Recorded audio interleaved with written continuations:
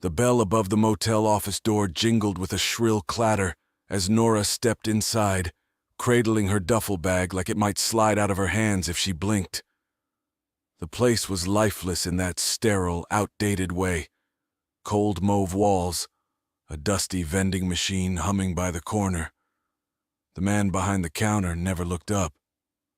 "Room 5, he said robotically, sliding her a key.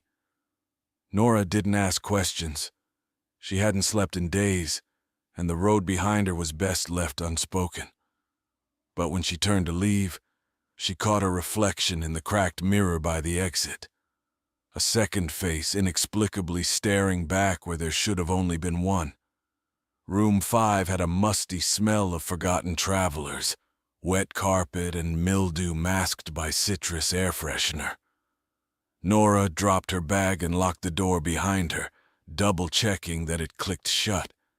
She stood motionless, listening. Outside the window, the highway groaned with distant trucks, but inside it was silent, almost too silent. She pulled back the curtains and stared at the woods behind the motel. Beyond the parking lot, a narrow path wove into the trees. When Nora unplugged the bedside clock to sleep in darkness, it inexplicably switched back on. The red numerals blinked. 3:17 repeatedly, though she hadn't seen a single other clock in the whole building. She woke up to scratching. Not on the wall, but behind the headboard, like something trapped and pacing. Her breath hitched as she pressed her ear to the paneling. There was something underneath, moving steadily, tracing the contours of the room. She dropped to the carpet and pried open the floor vent. It was empty.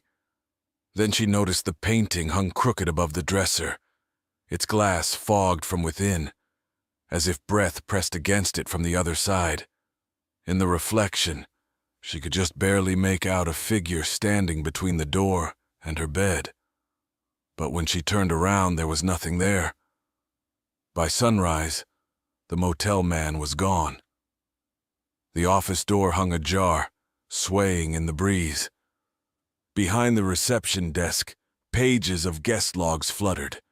Every entry for room 5 had been blacked out in thick marker. Nora ran to her car, but the driver's seat was soaked, as if someone had sat there in drenched clothes. She reached for her keys and felt her pocket was already empty. Panicked, she turned back to the building, her hands trembling, and saw it then. Her room, room 5, no longer had a door. Where it had once been was now smooth, uninterrupted wall like the room had been swallowed whole. And from somewhere deep inside the walls, the scratching started again.